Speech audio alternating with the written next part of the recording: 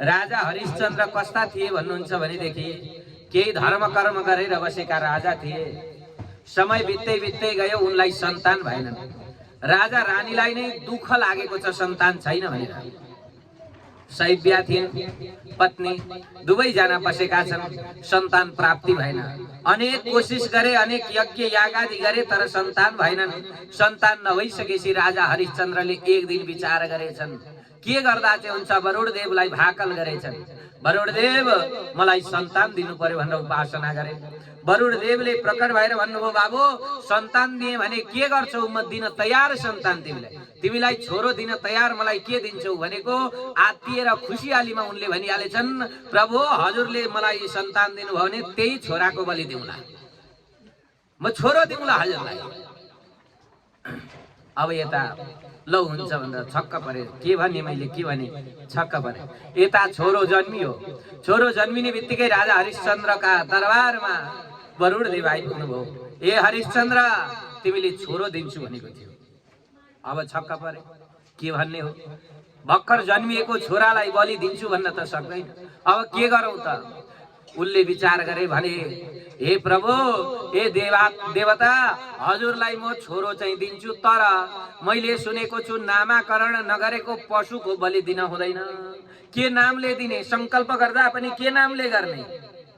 यति भनिसकेपछि ल हुन्छ त्यसो भए भनेर फर्किएर गए वरुणदेव। यता हरिश्चन्द्र राजाको समय बित्दै गयो। जब न्वारण भयो, नामाकरण संस्कार भयो, तब फेरि आइपुगे वरुणदेवता टुप्लुक्क। लौ गर, यज्ञ गर भनेको यज्ञ त गर्थे, तर मैले सुनेको दाँत नआएको पशु यज्ञ गर्नु हुँदैन भन्ने सुनिरहेछु। लौ ठिकै छ, त्यो पनि ठिकै छ। फर्केर जानुभयो। अब फेरि दाँत पलायो। दाँत पलाइसकेपछि फेरि आए। लौ गर भनेको होइन, गर्ने नै हो। मैले सुनेको छु कि दुधे बालकलाई यज्ञ गर्नु हुँदैन। यो त दुध खाँदैछ, आमाको दुध छोडेपछि भने। तिमीले अनेक प्रकारका नाटक गर्दै अनेक प्रकारले आफ्नो बालकलाई बचाउँदैछौ। हेर, अब पनि दिएनौ भने मैले तिमीलाई जानेको छु भन्दै रिसले फर्किए। अब अर्कोपल्ट जब आए, तब भनेको प्रभु, मैले सुनेको व्रतबन्ध नगरी त यज्ञोपवीत संस्कार नगरी केहीमा पनि चल्दैन, कम से कम संस्कार त गरौँ भनेपछि अब चाहिँ रिसा। हेर, अबको पल्ट पनि तिमीले मलाई झुक्यायौ भने अब भने तिम्रो खैरात छैन। अब चाहिँ तिमीलाई अत्यन्तै मैले दिनुपर्ने कुरा देऊला भनेर फर्किएर गए। अब यसरी समय बित्दै बित्दै गयो। तो रोहित नाम गरेको छोरो पनि बिस्तारै बिस्तारै बढ्दै बढ्दै गयो। श्री हरे, हेर्नु है आमा, छोरो बढ्दै गयो, समय बित्दै गयो। जब यज्ञोपवीत संस्कार गर्ने बेला भयो, एक कान दुई कान मैदान छोराको कानमा पनि पुग्यो। अहिलेसम्म त उसलाई थाहा थिएन। अब त जसरी भए पनि गर्नै पर्यो, यज्ञोपवीत संस्कार गरेपछि त छोराको बलि दिनै पर्यो भन्ने सोचेका छन् यता राजा हरिश्चन्द्र। अब यो कुरो सबैतिरबाट सुन्दै सुन्दै रोहितका कानमा पनि पुग्यो। उसका साथीहरूले भने, हेर, तँलाई त व्रतबन्ध गरेपछि मार्छ। छक्क परो हो भनेको। उसले यसो बुझेको हो रहेछ। लौ त्यसो भएदेखि त अब के गर्ने भनेर ऊ तुरुन्त घर त्याग गरेर, दरबार त्याग गरेर भाग्यो। गयो जंगलमा गएर लुक्यो। अब यसरी जंगलमा गएको छ छोरो रोहित। यता राजा हरिश्चन्द्रले छोरा खोजे, कहीँ पनि पाउन सकेनन्। छोरो पाएनन्। व्रतबन्ध गर्ने समय व्यतीत भयो, बित्यो। अब आइपुगे वरुण देवता। वरुण देवताले भन्नुभयो, ए हरिश्चन्द्र, खै छोरो भनेको। अब त्यति बेला दुई हात जोडेर राजा हरिश्चन्द्र भन्छन्, हे प्रभु, छोरो त म दिन्थे, हजुरलाई दिने नै भनेको थियो, तर के गर्ने, मेरो छोरो नै हरायो। भनिसकेपछि वरुणले भने, तैँले मलाई दिनुपर्छ भनेर नाटक गर्दैछस्, तँलाई चाहिँ अब म छोड्दिन भनेर वरुण देवता रिसाए। वरुण देवता रिसाइसकेपछि उसलाई अत्यन्तै ठुलो रोग लाग्यो। जलोदर नाम गरेको पेटमा जल भरिने, पानी भरिने रोग। यस्तो रोग कि शरीरभरि तपाईँको घावै घाउ भएको छ। तपाईँहरूले पनि पहिले देख्नु होला, त्यो के भन्छ, औलो लागेको के लागेको भन्ने हुन्छ नि, त्यस्तो रोग अत्यन्तै भयंकर कष्टकर रोग लाग्यो हरिश्चन्द्र राजालाई। राजा हरिश्चन्द्र न कपडा लाउन हुन्छ, कपडा लगायो भने शरीरमै टाँसिन्छ, कपडा पनि लाउन नहुने, केराका पातमा सुत्नु पर्ने, केराकै पात ओढ्नु पर्ने त्यस्तो अवस्था आयो।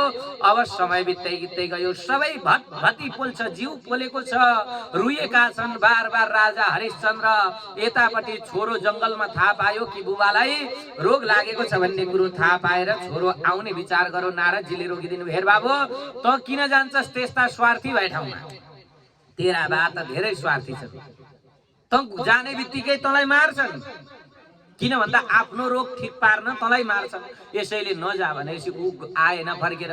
अब राजालाई केही गर्दा पनि उपाय भएन, सारा गुरुजनहरूलाई बोलायो, बोलाएर मिटिङ बसाए। के गरौँ भनेको सबैले सल्लाह दिए कि हेर आफ्नो छोरो नभए पनि किनेर ल्याएको छोरो पनि छोरो हुन्छ, कोही छोरो किनेर ल्याएर तिमीले यज्ञ गर भनेर सल्लाह दिए। लौ हुन्छ गुरुदेव भनेर सैनिक पठाए। अब सैनिकहरू गए, राजा हरिश्चन्द्रका सैनिक देश विदेश गएर भन्न लागे, उर्दी गरे, लौ कसैले छोरो बेच्छौ भने बेच, राजा हरिश्चन्द्रले किन्दै हुनुहुन्छ। श्री हरि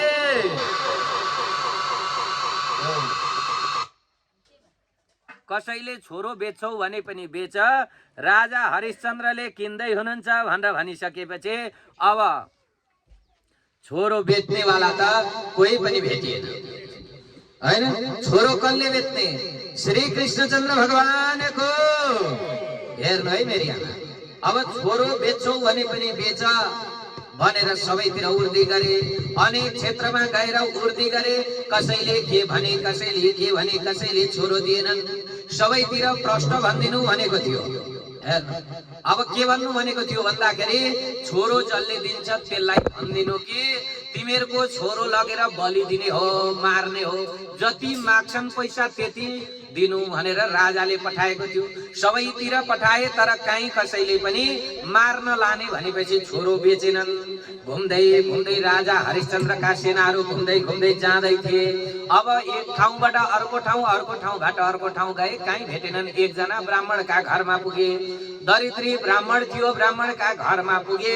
अब ब्राह्मणका घरमा पुगेर भने, हे ब्राह्मण देवता, तपाईका 3 भाइ छोरा रहेछन्, हजुरले 1 भाइ छोरो बेच्नुहोस्। अब यति भनेको सुन्ने बित्तिकै कसलाई बेच्नु भनेको? राजा हरिश्चन्द्रलाई। यो सुनेर ती ब्राह्मणले भने, लौ ठिक छ, म एउटा बेच्न चाहन्छु, म एउटा बेच्छु, 3 भाइ छन् मेरा, एउटा बेचिदिन्छु। कति दिन्छौ भनेको? हजुरले जति माग्नुहुन्छ त्यति। यति उतिको कुरो छैन, हजुरले कति सम्पत्ति लिनुहुन्छ त्यति दिने कुरो छ राजाको भनेपछि लौ खुसी भयो ब्राह्मण पनि बेच्ने। तब राजाका सैनिकहरूले भने, हेर्नुहोस् गुरुदेव, हामीले तपाईको छोरो पूजा गर्न लाने होइन, तपाईका छोरालाई पढाउन लाने होइन, बलि दिन लाने हो, हामीले बलि दिन लाने हो, यो पनि भन्नु भनेको छ राजाले भनिसकेपछि हरिश्चन्द्र राजाका सैनिकहरूको वचन सुनेर त्यो ब्राह्मणले के भन्छ भन्नुहुन्छ भनेदेखि उसले भन्छ कि मैले बेचिसकेको कुरो, मैले बेचेको पशु तिमीहरू बलि दियाऊ कि जेसुकै गर, मलाई केही भएन, मैले त बेची गएको छु, पैसा लिइ गएको छु, तिमीहरू जेसुकै गर भनिसकेपछि लौ हुन्छ भनेर उसले मागे जति दाम दिएर लिएर आए। यता त्यो बच्चालाई थाहै छैन अब कसलाई ल्याए त भन्नुहुन्छ भने हैन, हरिश्चन्द्र राजाका दरबारमा लिएर आए त्यो सुनसेप नाम गरेको ब्राह्मणको छोरालाई, जसको नाम थियो सुनसेप। अब बेच्ने बेलामा विचार गरेछन्, लु कुन चाहिँ छोरो बेचौं त भनेर सल्लाह भयो श्रीमान श्रीमतीको। 3 भाइ छोरा छन्, कुन बेचौं भनेको आमा चाहिँ यसो विचार गरे, बुवाले विचार गरे, कहीँ जान ओर्न, यसो हिँड्न ओर्न, कर्मकाण्ड गर्न मेरो जेठो छोरोले मलाई सघाउन थाले, यसैले म त जेठो त बेच्दिनँ भन्छ। आमाले भनिन्, अमै म कान्छु किन बेच्ने र भनेर 2टा समय हाले। बच्यो माइलो, बेचियो माइलो। माइलो त्यो सुनसेप नाम गरेको त्यो ब्राह्मण पुत्रलाई लिएर हरिश्चन्द्र राजाका के भन्छ सैनिकहरू आए राज्यमा। अब यज्ञ गर्ने भयो। वशिष्ठ ऋषि बस्नु भएको छ। अब वशिष्ठ ऋषि अनि साथमा विश्वामित्र ऋषि पनि हुनुहुन्छ। ऋषि महर्षिहरू बस्नु भएको छ यज्ञ गर्न। लौ ब्राह्मणको छोरो मार्न आँटो हरिश्चन्द्रले भनेर सारा प्रजाहरू पनि आएका छन्। सबै प्रजाहरू आएर बसेका छन्, वरिपरि बसेका छन् प्रजाहरू। यता यज्ञ सुरु भयो, उसलाई मिठो मिठो खाना दिएको छ, राम्रा राम्रा कपडा लगाइदिएको छ त्यो ब्राह्मण पुत्रलाई। उसलाई थाहै छैन बिचरा, त्यो बच्चालाई थाहै छैन मलाई मार्न ल्याएको भनेर। राम्रा राम्रा कपडा लगाइदिए, मिठो मिठो खाना दिए, सारा प्रजाहरू भेला भएका छन् त्यो दृश्यलाई हेर्नको लागि भनेर। मनुष्यलाई बलि दिने कस्तो यज्ञ हुन्छ भनेर हेर्न भेला भएका छन्। यज्ञ जसै आरम्भ हुँदै गयो, बलि दिने समय भयो, त्यति नै खेर त्यो बच्चालाई ल्याएर मौलोमा बाँधियो, छक्क परो रुन थाल्यो, आतियो, डरायो, करायो।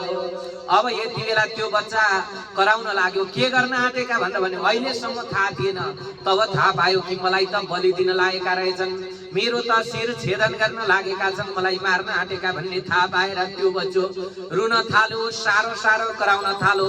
सारा प्रजाहरूका आँखाबाट आँसुका धारा बगेका छन्, सबै रुएका छन्। हे दैव, कस्तो यो लीला हो, हे भगवान, के देख्नु परेको छ हामीले? यो नाबालक बच्चालाई किन मार्न ठिक्क पर्दैछ? यो राजा जस्तो पापिष्ट यो संसारमा कोही छैन होला, यो संसारमा यो राजा जस्तो पापिष्ट कोही छैन होला भनेर सबै दुखी भएका छन्।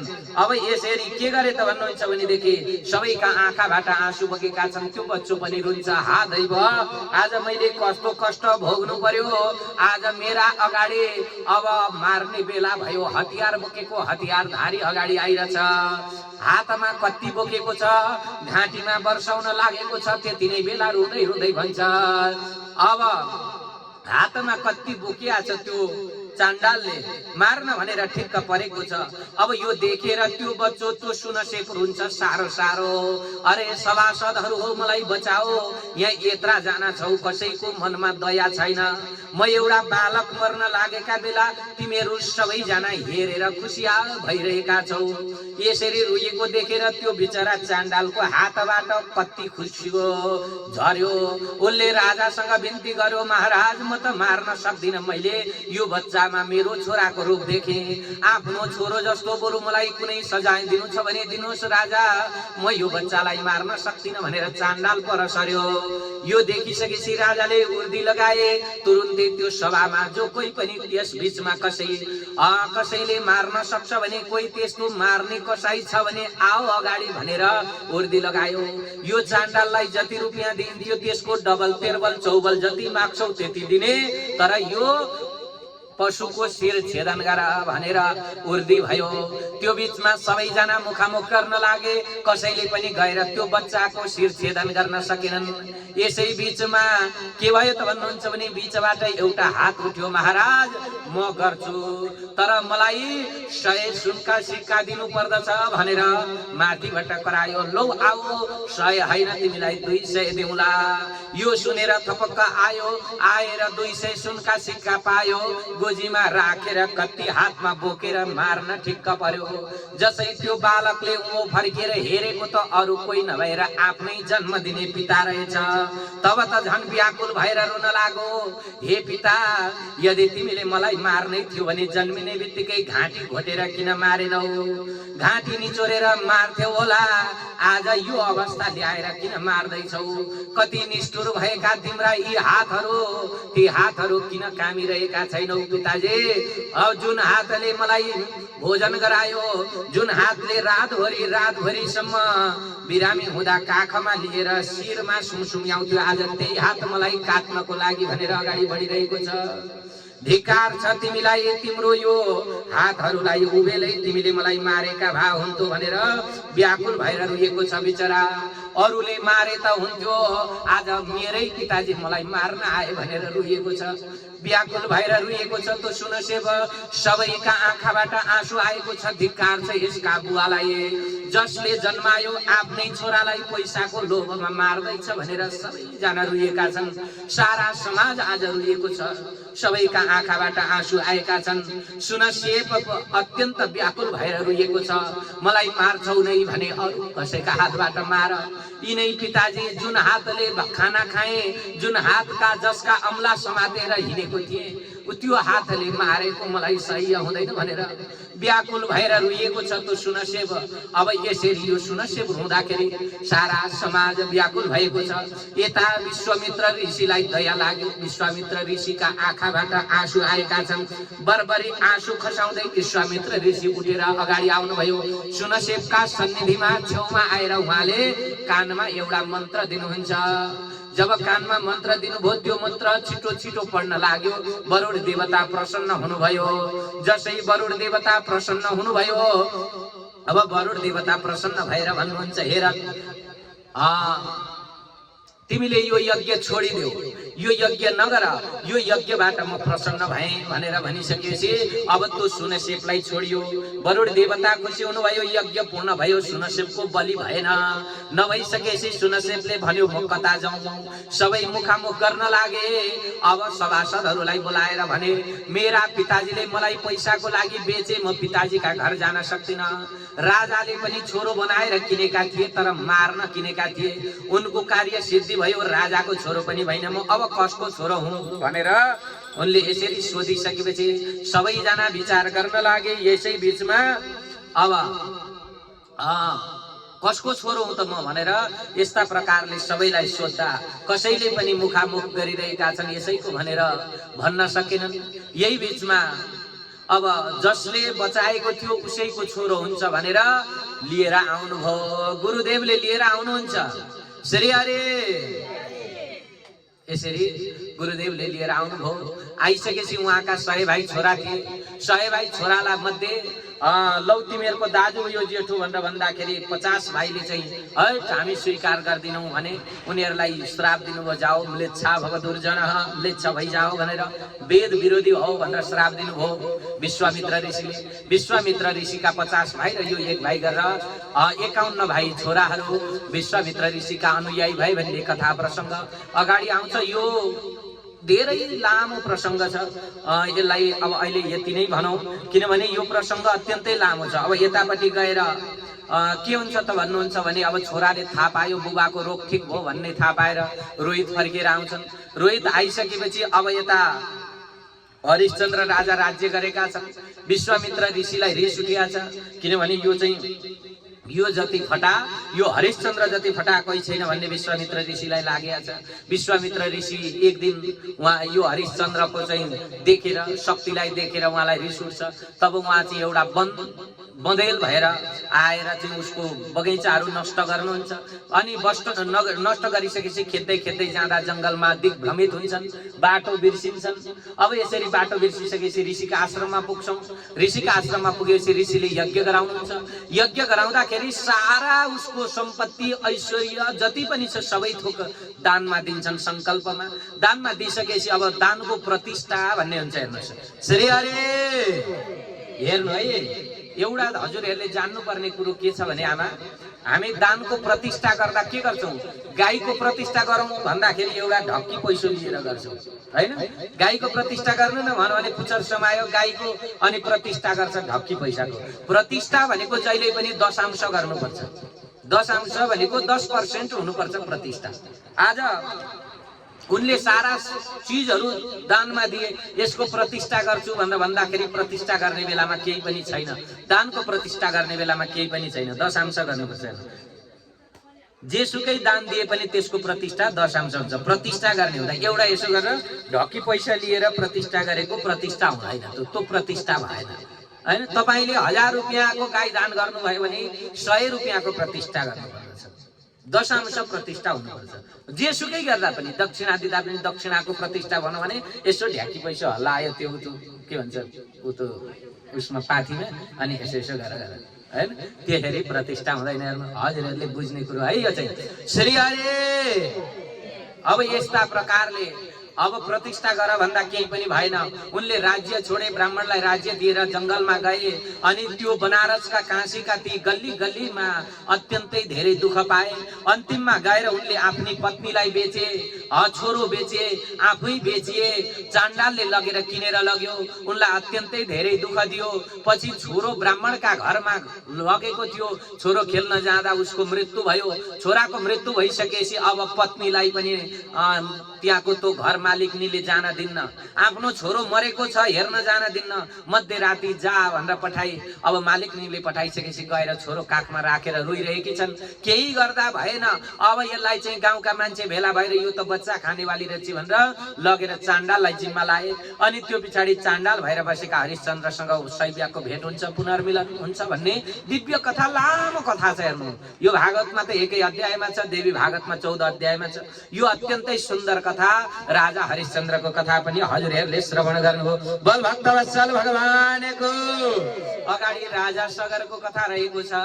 सगरका राजा सगरको कथा अत्यन्त दिव्य छ। सगर राजाका 60,000 छोराहरू थिए। अब उनले यज्ञ गर्दा गर्दै घोडा चोरी भयो। मैले अस्तिदेखि भनेको इन्द्र कस्ता सन्त भन्नुहुन्छ भनेदेखि इन्द्र भनेका नेता हुन्, आफ्नो कुर्सी बचाउन जुनसुकै कदम पनि चाल्नेवाला नेता हुन् इन्द्र। इन्द्र भनेको होइन मेरो कुर्सी बच्छ भने जे पनि गर्छु भने कि नेताहरूको त्यस्तो हुन्छ नि, भर हुन। इन्द्र भने त्यस्तो एकदम भर नभएर यहाँ कसैले यज्ञ गरौँ भने पनि यज्ञ नाश गर्न आइहाल्यो, किनभने उनको कुर्सी हल्लिन्छ नि त माथि। यता यज्ञ भयो भनेदेखि त अब ठुलो काम गर्छन्, ठुलो काम भयो भने इन्द्र हुन्छन् उनीहरू पनि, माथि स्वर्गमा आउँछन्, स्वर्गमा आयो भने चाहिँ के गर्लान् भनेर ऊ डराइहाल्छन्, काम नथालिहाल्छन् इन्द्र। अनि यज्ञ नष्ट गर्न भनेर आउँछन्। श्री हरे अझ अश्वमेध यज्ञ गर्यो भने त तपाईको अश्वमेध यज्ञलाई त उनले जसरी पनि रोकेरै छोड्छन्। हिजो अस्तिका कथामा पनि हामीले सुन्यौं, धेरैवटा यज्ञहरू पृथु भगवानले गरेको यज्ञ रोक्नको लागि इन्द्र आएका थिए भन्ने कथा पनि हामीले सुन्यौं। अन्य यज्ञहरू पनि रोक्न आउँछन् इन्द्र। यतापट्टि बलिले गरेको यज्ञ पनि रोक्न वामनलाई पठाएका थिए, अनेक रूपमा आइरहेका हुन्छन्। यतापट्टि इन्द्रले सगर राजाको यज्ञ रोक्नको लागि भनेर घोडा चोरी गरेर लिएर गए अनि कपिल मुनिको आश्रममा राखिदिए। सगरका 60,000 छोरा थिए, 60,000 छोरा गए। कहाँ गए त भन्नुहुन्छ भनेदेखि घोडा खोज्दै जाँदा कपिल मुनिको आश्रममा पुगे। आश्रममा पुगेर देख्दा कपिल मुनि त ध्यान गरिरहनु भएको छ, यता घोडा बाँधिरहेको छ। यो देख्ने बित्तिकै रिसाए, यही कपिलले चोरेको भन्ने बुझे उनीहरूले। अब यो बुझेर उनीहरूले कपिल माथि चाहिँ दुर्व्यवहार गरे, कपिल मुनि माथि। तब कपिल मुनिको जसै आँखा खुल्यो 60,000 छोरा जलेर खरानी भए। श्री हरे अब छोराको उद्धारका लागि उहाँले पनि के गर्नुभयो त, के गरौँ उद्धार हुनको लागि भनेर गंगाको तपस्या गरेर गंगालाई प्रकट गराउने विचार गर्नुभयो।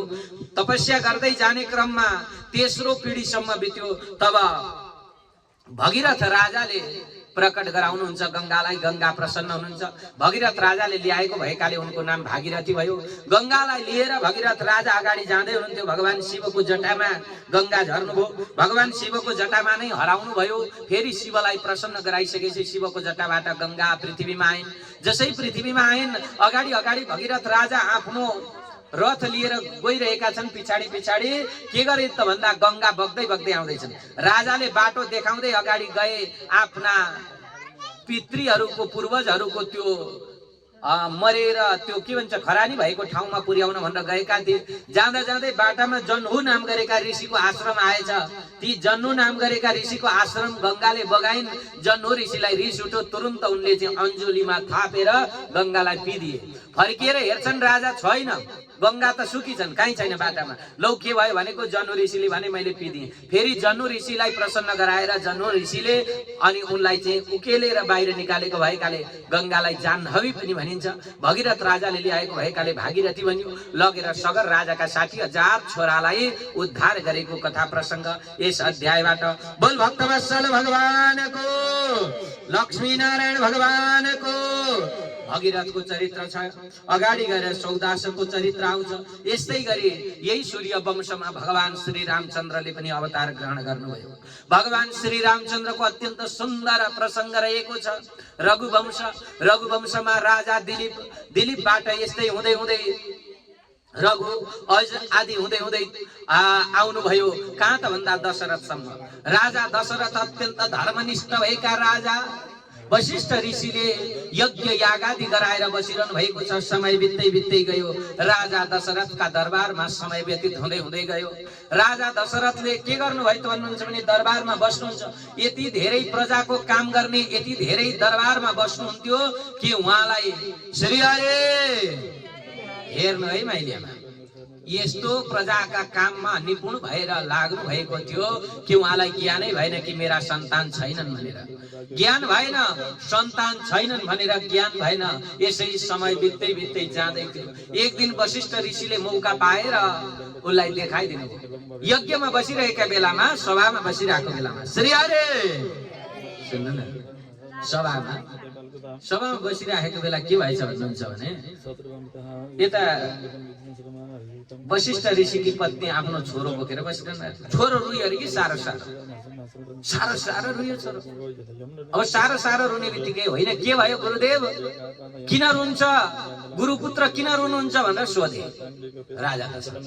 सोध्ने बित्तिकै फ्याट्टै भनिदिइहाले, लौ यही हो मौका भनेर गुरु वशिष्ठले भनिदिनु भयो, मेरो छोरो मलाई दिनै भन्छ कि हे पिताजी हजुरका त चेला छन् दशरथ, अब दशरथका छोरा नजन्मिने भए म कसलाई चेलो बनाऊ भनेर रोएको भनेर भन्ने बित्तिकै दशरथ त छाँगाबाट खसे जस्तो भए, राम राम मैले त यो सोचेकै थिइनँ, लौ गुरुदेव भनेर भोलिपल्टै गुरुजीका आश्रममा गए। लु के गरौँ भनेको, अब के गर्छौ, यज्ञ गर भनेर यज्ञ गराए।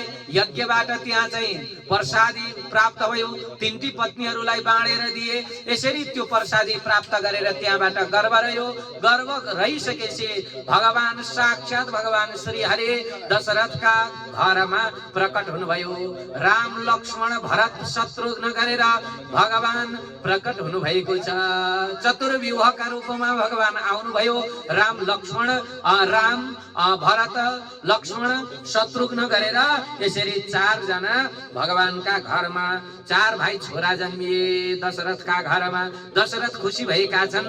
अब यसरी समय बित्दै बित्दै गयो। छोराहरूको यज्ञोपवीत संस्कार भयो। छोरालाई चाहिँ अब पढ्न भनेर गुरुका आश्रममा पठाइयो। एक दिनको कुरो हो, विश्वामित्र ऋषि आउनुभयो दशरथका दरबारमा।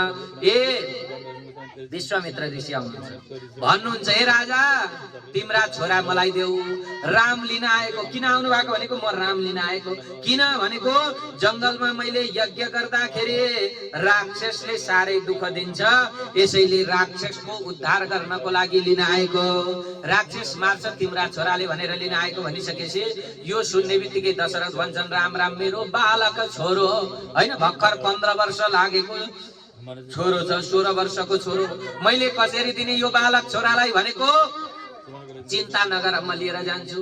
वशिष्ठ ऋषिले सम्झाउनु भयो कि देऊ लान देऊ, केही न केही राम्रै हुन्छ, तिम्रो छोराकै लागि राम्रो हुन्छ, लान्छन्। विश्वामित्र ऋषिले भने लान देऊ भनिसकेपछि ल हुन्छ भनेर विश्वामित्र ऋषिलाई दिए। अब राम र लक्ष्मण जानुहुन्छ जंगलमा, विभिन्न धनुर विद्याहरू सिकाउनुहुन्छ। विश्वामित्र ऋषिले भगवान रामलाई धनुर्विद्याहरू सिकाउँदै लानुहुन्छ।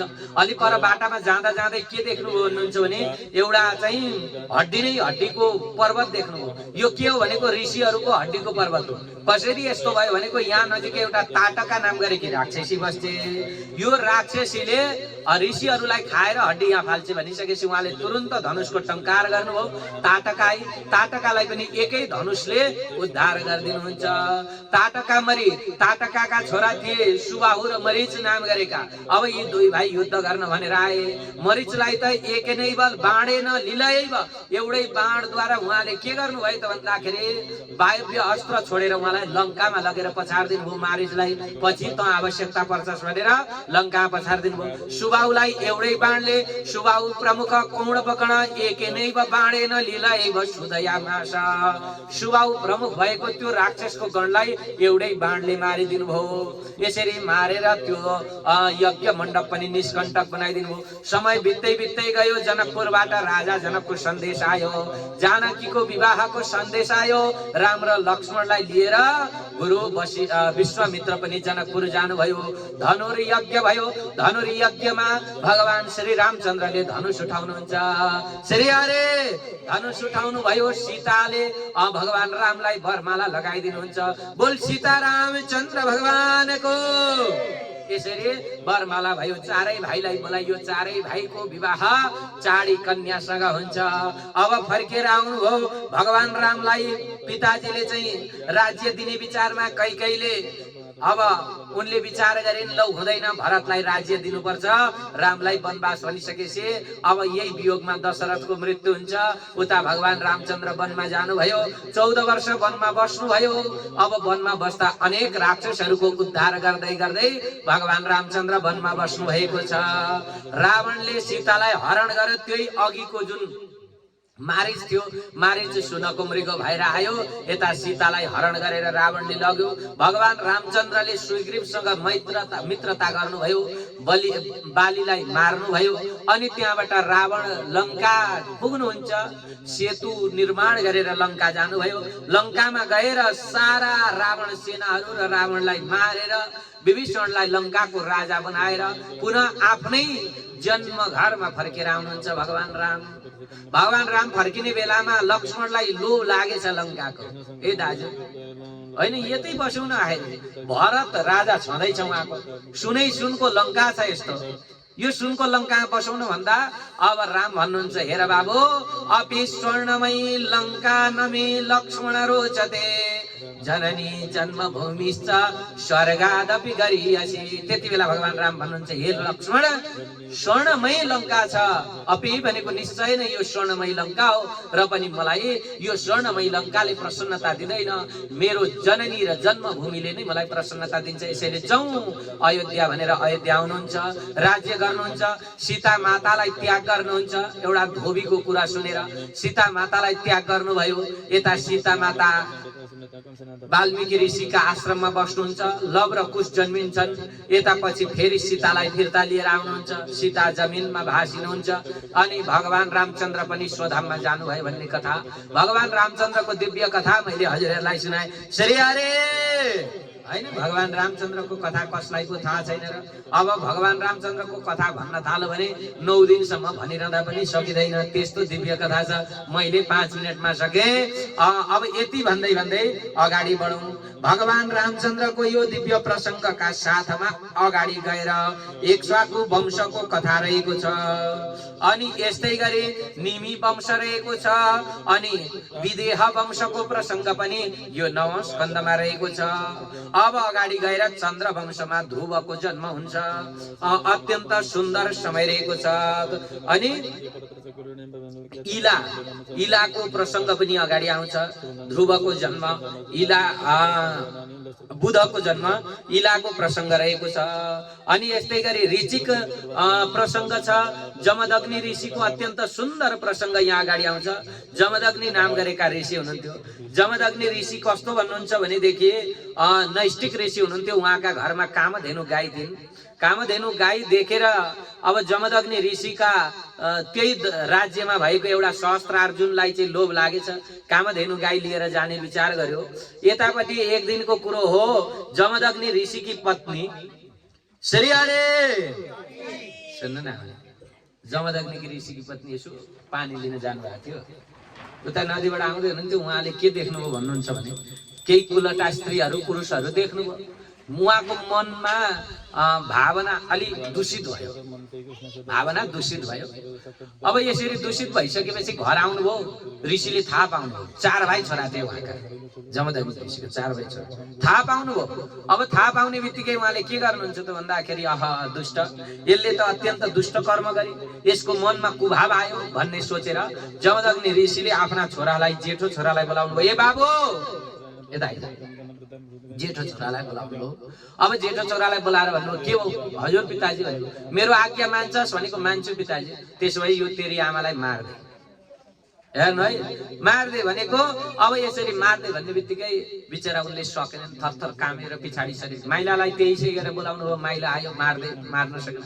साइलो आयो मार्दे, मार्न सकेन। कान्छा हुनुहुन्थ्यो परशुरामलाई ए छोरा, हजुर पिताजी, मैले भनेको मान्छस् भनेको जो आज्ञा पिताजी, हजुरको आज्ञा सिलो गरी। यी तेरा दाजुहरू जस्तो नमान्ने होइन होला भनेको, होइन पिताजी, दाजुहरूलाई के आज्ञा थियो मैले थाहा पाइनँ, मलाई जे आज्ञा दिनुहुन्छ मान्छु। अब उनले चाहिँ हातमा परशु बोक्थे, परशु भनेको बन्चरो बोक्थे। तुरुन्तै के भन्नुभयो त भन्दा जमदग्नि ऋषिले, तेरी आमालाई मार्दे। यो वचन सुन्ने बित्तिकै परशुरामले थपक्क बन्चरोले हाने, शिर चाहिँ उडाइदिए। काटिदिए शिर।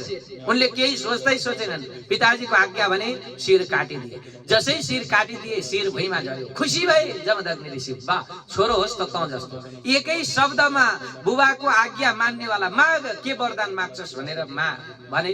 जमदग्नि ऋषिको कुरो सुनेर परशुरामले छोराले भन्छन्, पिताजी यदि तपाईँ मसँग खुसी हुनुहुन्छ र प्रसन्न हुनुहुन्छ भने दुईटा वरदान दिनुहोस्। हैन, उसले त आमा पनि काट्दै दाजुहरू नि काट्दै भने त्यो सबैजना काटेका थियो। अब दुईटा वरदान दिनुहोस् भन्ने बित्तिकै तुरुन्तै लौ हुन्छ त दुईटा माग्छस् भने म दुईटा वरदान दिन्छु। के माग्छस् भनेको, एउटा त वरदान माग्छु कि मेरी आमा र मेरा दाजुहरू पूर्ववत जीवित हुन्, पूर्ववत जीवित हुन्। अनि अर्को माग्छु कि मैले मारेको भन्ने कुरो यिनीहरूलाई थाहै नहोस्, विस्मृति होस् वरदान। अब जमदग्नि ऋषि प्रसन्न हुनुभयो, तथास्तु भन्नुभयो। यथावत सबैजना जराक जुरुक सुतेका जस्तो गरेर जराक जुरुक उठे। परशुराम अत्यन्त शक्तिशाली ब्राह्मण कुलमा जन्म लिएर पनि, मैले हिजो भनेको थिएँ नि, कुलले कोही पनि ब्राह्मण क्षेत्री वैश्य शूद्र हुँदैन भनेर, ब्राह्मण थरले हुँदैन भनेर मैले हिजो मात्रै हजुरहरूलाई भनेको थिएँ। कोही थरले मात्रै हुँदैन, कर्मका आधारमा हुन्छ। चातुर्वर्ण्यमया श्रेष्ठम गुण कर्म विभागश। गुण र कर्मका आधारमा चार वर्णहरू बताइएको छ। कर्मका आधारमा ब्राह्मण पनि कर्मले हुने गुणले हुने हो, क्षत्रिय पनि कर्मले गुणले हुने हो। थरको आधारमा थर थुन्ने बित्तिकै के थरी खड्का ए क्षेत्री रहेछ भन्न हुँदैन। अब मान्छेले त्यही भन्छ होइन, के थरी भनेको म त सापकोटा ए बाहुन बाजे त्यस्तो हुँदा हेर्नुहोस्। अब थरको आधारमा कोही ब्राह्मण क्षेत्री वैश्य शूद्र हुँदैन, गुण र कर्मको आधारमा हुन्छ। आज यी जमदग्नि ऋषिका छोरा परशुराम ब्राह्मण कुलमा जन्मिएर पनि क्षत्रिय भयो, क्षेत्रीय कर्महरू गर्न लागे। यसरी समय बित्दै गयो। परशुरामले के गरे त भन्नुहुन्छ भने, यतापट्टि त्यो मैले अघि भन्दै थिएँ, जमदग्नि ऋषिसँग कामधेनु गाई थियो। यो गाईलाई हरण गरेर लिएर गयो। कसले त भन्नुहुन्छ भने अर्जुनले हरण गरेर लिएर जाने बित्तिकै के गर्छन् त भन्दाखेरि त्यो अर्जुनलाई मारेर, जमदग्नि ऋषिले अर्जुनलाई मारेर अनि यस्ता यी दुष्ट राजाहरू राख्नु हुँदैन भनेर 21 पल्टसम्म पृथ्वीमा राजाहरूको नाश गरेर अनि त्यो पृथ्वीलाई ब्राह्मणहरूको हातमा दान दिनुभयो भन्ने कथा यो अगाडिको अध्यायबाट। बोल भक्तवत्सल भगवानको। अनि परशुराम गएर तपस्या गर्न लाग्नुभयो। यस्तै प्रसंग यहाँ अगाडि आउँछ। यस्तै यही अगाडि वंशमा गएर ययाति राजाको चरित्र रहेको छ। ययाति राजा, ए हजुर सुन्नु न, एउटा कस्तो सुन्दर प्रसंग छ भने नि, यहाँ देवगुरु बृहस्पति र दैत्यका गुरु शुक्राचार्य हुनुहुन्थ्यो। थोरै एउटा प्रसंग भन्छु अनि यसलाई छोडेर हामी दशम स्कन्धमा प्रवेश गरिहालौं, किनकि आज हामीले 11:30 बजे चाहिँ भगवान कृष्णको जन्मोत्सव भनेका छौं। यो श्री हरे ए माइलियामा भन्नु के, सबैले श्री हरे भन्नु न, के छ श्री हरे, काकाहरूले पनि भन्दा हुन्छ, केही होइन, श्री हरे सबैले भन्नु न। कहीँ कहीँ आमाहरू त बुलकी नै छिर्छ कि भनेर मुखै बाउनु न, कहीँ जाँदैन के श्री हरे। अलिअलि आयो, राटा चाहिँ रह्यो। अब के भयो भन्नुहुन्छ भने सानो प्रसंग सुनिहालौं। देवगुरु बृहस्पति र दैत्यका गुरु हुनुहुन्थ्यो शुक्राचार्य। दैत्य गुरु शुक्राचार्यसँग एउटा विद्या थियो। के विद्या त भन्नुहुन्छ भने मृत सञ्जीवनी विद्या, मरेकालाई बचाउने वाला विद्या थियो। हेर्नु है हजुर, कथा सुन्नु होला। आमा बस्नु, लु अहिले पूजा गर्नुपर्छ, लु बस्नु त, त्यो कथा सुन्नु, बस्नु, अहिले पूजा गर्ने बेला हुन्छ। श्री कृष्णचन्द्र भगवानको। हेर्नु है, टुसुक्क बसेर मुसुक्क हाँसेर खुसुक्क कथा सुन्नु न, म सुनाइहाल्छु है। अब एकपल्ट के भयो भन्नुहुन्छ भने आमा, के भयो खै, के भयो बिर्सेँ मैले पनि, के भयो श्री हरे। एकपल्ट सबैले श्री हरे भन्नु त मैले बिर्सेको पनि आउँछ, फ्याट्टै आउँछ, त्यस्तो हुन्छ। हजुरले नभनेर श्री हरे बिर्सेकै ठिक भने जस्तो गर्नु एक दुईजनाले चाहिँ, र पनि एकपल्ट भन्नु श्री हरे। अब के भयो भन्नुहुन्छ भने शुक्राचार्य ऋषिसँग थियो मृत सञ्जीवनी विद्या। मृत सञ्जीवनी भनेको मरेकालाई बिउजाउने विद्या थियो। जति मरे पनि ऊ बिउजाइरहन्थे। अब देवताहरू धेरै मारे दैत्यले, अनि यो बुझेर देवताहरू मर्ने भए भन्ने बुझेर देवतालाई पनि यो सञ्जीवनी विद्या चाहियो भनेर गुरु बृहस्पतिले आफ्ना छोरा कचलाई पठाउनु भयो। हेर्नु है, कहाँ पठाउनु भयो त भन्दा दैत्य गुरु शुक्राचार्य भए ठाउँमा पठाउनु भयो। ए बाबु जा त गएर शुक्राचार्यसँग के गर त भन्दाखेरि विद्या लिएर आइज, पढेर आइज भन्दा। तर शुक्राचार्यले चिने भने पढाउँदैनन् फेरि, र पनि जा पढेर आइज भनेर पठाउनु। अब जसै गए कच गएर गुरुदेवसँग चाहिँ अनुरोध गर्यो दैत्य गुरुसँग, लौ हाम्रो चाहिँ के गर्नु पर्यो भन्दा मलाई पनि हजुरले ज्ञान दिनु पर्यो भनेर विभिन्न ज्ञान दिए, अनेक ज्ञानहरू दिए। केही गर्दाखेरि पनि अब त्यो मृत सञ्जीवनी विद्या चाहिँ दिँदैनन्। हेर्नु है, यहाँ समस्या के छ भन्नुहुन्छ भने शुक्राचार्यकी छोरी थिइन्। शुक्राचार्यकी छोरीले अब यता कचलाई मन पराउन थालिन्। हेर्नु है, ए आमा सुन्नु न, कचलाई मन पराउन थाले। भित्रै त्यो ऊ पर्नु भन्छ नि अहिलेको भाषामा, लप पर्नु भने लप पर्न थाल्यो। पढ्न भनेर आएको थियो आफ्ना बुबासँग, अब पढ्न आएको त्यो बुबाको चेलोसँग लप पर्यो, प्रेम भयो, मन पराउन थालेन् भित्रै। समय बित्दै गयो। अब छोरीको मायाले गर्दाखेरि अब गुरु पनि के गर्छन् त भन्नुहुन्छ भनेदेखि अब लौ पढाउँदैछन्, सिकाउँदैछन्। दैत्यहरूले थाहा पाए यो त बृहस्पतिको छोरो भन्ने कुरो थाहा पाएर मारिदिएछन्। दैत्यहरूले खुसीको मारिदिए। मार्ने बित्तिकै अब यता के गरिन् भन्नुहुन्छ भने उनी चाहिँ आफ्ना पिताजीसँग गएर रुन थालिन्, लौ बचाउनु पर्यो भन्दा। बचाएको हेर्नु, श्री हरे सुन्नु न, अब बचाउँदाखेरि पनि के भयो त भन्नुहुन्छ भने अब बचाएर फर्काए र पनि केही गर्दा भएन। अब उनीहरूले दैत्यले विचार गरे कि यदि यसलाई मारो भने पनि बचाइहाल्छन् हाम्रा गुरुले, के गरौँ त भन्दाखेरि यसलाई अब एउटा आइडिया गरौँ भनेर के गरेछन् भन्नुहुन्छ भने दैत्यहरूले शुक्राचार्य ऋषिलाई नै त्यो कचलाई मारेछन् अनि मारेर चाहिँ पेस्ट बनाएर पिलाइदिए। शुक्राचार्य ऋषिले खाइदिए। सबै गयो। अब पेटमा गइसकेपछि अब रुन थाले। हेर्नु है, लौ कहाँ गयो भनेर बोलाएको, म त पेटमा छु भनेर पेटबाट बोल्छ, गुरुको पेटबाट बोल्छ छोरो हैन, बृहस्पतिको छोरो चेलो पेटबाट बोल्छ। अब उ त रुन्छिन्, कराउँछिन्, मलाई त जसरी भए यही केटो चाहिन्छ भन्छ। हजुरले जसरी भए पनि यसलाई चाहिँ बचाउनु पर्यो भने, अब बचाउनु कसरी बचाउनु त, पेटमा छ हैन, पेटमा भएकोलाई बचाउँदा त आफू मरिन्छ। अब के गर्ने, कि त पचाउनु पर्यो कि बचाउनु पर्यो। पचायो भने छोरीले गाह्रो पार्ने भइन्, छोरीको के जाति पर्या छ हैन र हजुर। अब नबचाउँ भने अप्ठ्यारो, के गर्ने त भन्दा केही उपाय नचलेर अब यसलाई बचाउँदा म मर्छु भनेर पहिलो नम्बरमा उनले पेटमै भएको त्यो कचलाई मृत सञ्जीवनी विद्या दिनुभयो। मरेकालाई बचाउने विद्या दिनुभयो। दिइसकेपछि अनि पेट फाडेर कच बाहिर निक्ले, गुरु मरे। अब गुरुलाई फेरि उनले बचाए। अब दुवैजना बाहिर भए। अब जसै भइसकेपछि अब यिनले चाहिँ के भन्छन् भनेदेखि शुक्राचार्यकी छोरीले, लौ म त बिहे गर्छु भन्ने, यहीसँग बिहे गर्छु भन्छ। हेर्नु है, यहीसँग बिहे गर्छु भनिसकेपछि अब उसले भने, हेर तिमी त मेरी गुरुकी पुत्री हौ, मेरी बहिनी हौ, त्यसमाथि पनि म तिम्रा पिताजीका पेटबाट जन्मिएको, पुनर्जीवित भएको, यसैले तिमी मेरी बहिनी हौ भनेर साइन लगायो। साइन लाएछ त रिसाउन थालिन्, हुँदैन हुँदैन, म त बिहे गर्नुपर्छ भनेको गर्दिनु भनिसकेपछि रिसाएर श्राप दिन्, तँलाई चाहिँ मेरा बुवाले दिएको विद्या काम नलागोस् जाऊ भनेर श्राप दिन्। यो मृत सञ्जीवनी विद्या तिमीलाई काम नलागोस् भनेर श्राप दिन्। अब श्राप पाएपछि ऊ पनि के कम, उनले पनि श्राप दिए, तिम्रो पनि ब्राह्मणसँग विवाह नहोस्, क्षेत्रीयसँग होस् भनेर श्राप दिन्। अब यता यी कच फर्केर आए। अब देवयानी यहाँ चाहिँ बसिरहेकी छन्। के हुन्छ त भन्नुहुन्छ भनेदेखि अब ती शुक्राचार्य ऋषि हुनुहुन्थ्यो, त्यति बेला दैत्यको राजा वृषपर्वा नाम गरेका राजा थिए। अब वृषपर्वा नाम गरेका राजा दैत्यराज थिए। एक दिन उनकी छोरी र यी शुक्राचार्यकी छोरी दुईजना देवयानी र शर्मिष्ठा नाम गरेका थिए। यिनीहरू दुईटी नै के गरे भन्नुहुन्छ भने नुहाउन भनेर नदीमा गए। श्री हरे ए सुन्नु न, दुईटी नै गुरुकी छोरी अनि राजाकी छोरी राजकुमारी दुईटी नदीमा नुहाउन गए। नुहाउन जाँदाखेरि के भयो भन्नुहुन्छ भनेदेखि नुहाई धुवाई सके, उनीहरूले हतार हतार कपडा लाउने हुँदा कपडा अदल बदल भएछ। गुरुपुत्रीले के गरिन् त भन्नुहुन्छ भने यता राजकुमारीकी कपडा लगाइदिए। राजकुमारीको कपडा लाउने बित्तिकै राजकुमारी त रिसले चुर भइन्, घमण्ड थियो।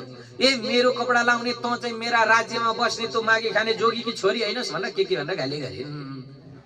गुरु भनेको त यो राज्यमा बस्ने यस्तो उस्तो भनेर गाली गरेर धक्का दिएर उनले चाहिँ एउटा कुवामा लडाइदिए। श्री हरे हेर्नु है हजुर, एउटा कुवामा, एउटा खाडलमा, एउटा भोक्सीमा, भोक्सी भन्छ होइन यतातिर कि भाक्सी भन्छन्, भाक्सीमा हामी एकपल्ट सिन्धुलीमा सिन्धुपाल्चोक गएको थियौँ पुरानो। भोक्सी भनेको मैले क्या भोक्सी भनेको भनेर सबै छक्का पर्नु।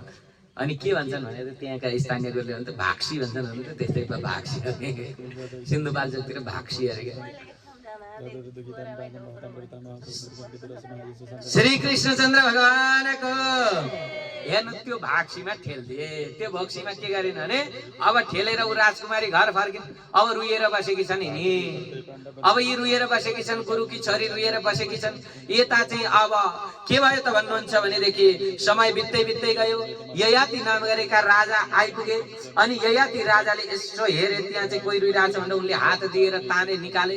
बिचरा नाङ्गै रहेछन्, कपडा नलाएको। उनले आफ्ना कपडाहरू दिए। लौ हजुरले मलाई हात समाउनु भएको छ, हजुरसँगै बिहे गर्छु भन्छन् उनीहरू।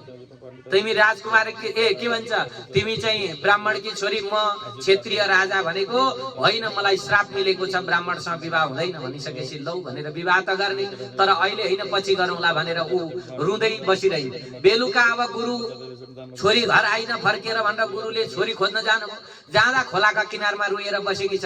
के भयो छोरी भनेको यस्तो यस्तो भयो, वृषपर्वा राजाकी छोरीले मलाई यसरी कुवामा धक्का दिए। अब फेरि छोरीलाई धेरै माया गर्थे शुक्राचार्य, छोरीलाई अत्यन्तै धेरै माया गर्ने। हेर्नु है, छोरीलाई माया गर्ने। अब के भयो त भन्नुहुन्छ भनेदेखि अब के गरौँ त छोरी, त के भन्छेस् भनेको त्यो वृषपर्वा राजाकी छोरी मेरी दासी नहुन्जेली म यहाँ जङ्गलबाट निक्लिन्न, यो के भन्छ खोलाबाट म हिँड्दिनँ भने। अब त्यसो भनेपछि वृषपर्वालाई खबर गयो। खबर गइसकेपछि आए, कुदेर आएर शुक्राचार्य ऋषिसँग अनुरोध गरे। त्यति बेला मलाई होइन, जे भन्छ छोरीले तो पुर्याइदेऊ, होइन भने म तिम्रो गुरु होइन भनिसकेपछि अब गुरु यदि निक्लियो भने त राक्षस जातिको समूल विनाश हुन्छ भन्ने लागेको थियो उसलाई, राजालाई। अब तुरुन्त उनले के भनिन् त भन्दाखेरि तिम्री छोरी मेरी दासी हुनुपर्छ भनेपछि छोरी दिए। लौ दासी भएर जाऊ, राजकुमारी दासी भए। अब यता ययाति राजाका साथमा विवाह भयो। विवाह भएर बेहुलीका साथमा दासी पनि फ्रीमा। श्री हरे होइन, बेहुली गइन्। अब बेहुली गइन्, दासी पनि साथमै। समय बित्दै बित्दै गयो। ए आमा सुन्नु न, के भयो भन्नुहुन्छ भने अब अलिकति राम्रो कथा अगाडि के आउँछ भने अगाडि भन्नुहुन्छ, जब बेहुली लिएर गए ययाति, अब जसै बेहुली लिएर गए दासी पनि सँगै छ। अब राजाकी दासी, राजको ऊ त के भन्थ्यो ब्राह्मणकी छोरी थिइन्, रानी भइन्।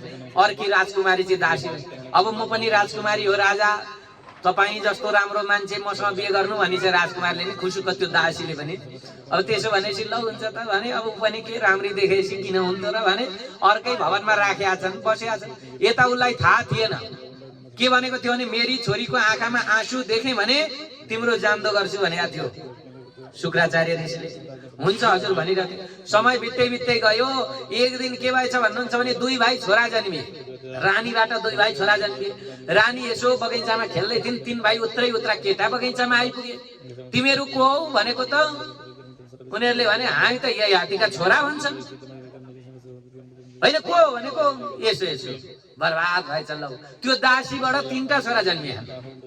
हेर्नु है, ल कि त्यो दासीबाट तीनटा छोरा जन्मिए। कुदेर आएर आफ्ना पिताजीलाई सुनाइदिन्, पिताजी मेरो त के भयो भन्दा हजुरका ज्वाइँले यस्तो यस्तो गरे, त्यो दासीबाट तीनटा छोरा जन्माएछन् भनेर। त्यसो भन्ने बित्तिकै रिस उठ्यो शुक्राचार्यलाई। तुरुन्तै शुक्राचार्यले श्राप दिइहाले, ल जा त चाहिँ बुढो भइजा, पितृ भइजा भनेर श्राप दिए ज्वाइँलाई। भरे ज्वाइँ त पितृ भए, 100 वर्षका आस्था, हिँड्न डुल्न नसक्ने त्यस्ता भए। काम वासना तृप्त भएको थिएन। 5 भाइ छोरा भएका थिए। अब बिचरा फेरि रुन थालिन् छोरी। श्री हरे किन रुन्छिन् भन्नुहुन्छ भने अब रुन्छिन्, पिताजी हजुरले बुढो त बनाइदिनु भयो पितृ, घाटा त मलाई नै भयो नि त, मेरै बुढो पितृ भए होइन, घाटा मलाई नै भयो। अब के गरौँ भनेको अब केही छैन उपाय, होइन जसरी भए पनि फेरि तन्देरी बनाउनु पर्यो भन्छन्।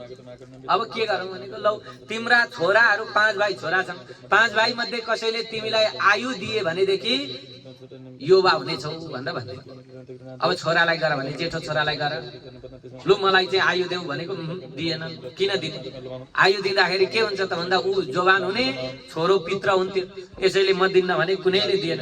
कान्छो छोरो थिए पुरु, उनलाई चाहिँ लौ त मलाई आयु देऊ भनेको त्यही दासीका छोरा कान्छा, उसलाई आयु देऊ भनेको उसले चाहिँ लौ हुन्छ भनेर सहस्र स्वीकार गरे। उनलाई आयु दिए, ऊ जवान भए, कान्छा छोरा वृद्ध भए।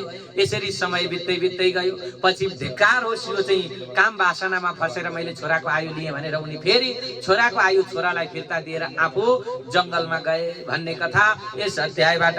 बोल भक्तवत्सल भगवानको। यस्तै पुरुवंश अनि दुष्यन्तको दुष्यन्त चरित्र छ अनि भरत चरित्र अगाडि आउँछ भनेदेखि यस्तै अगाडि गएर यदुवंशको वर्णन आउँछ।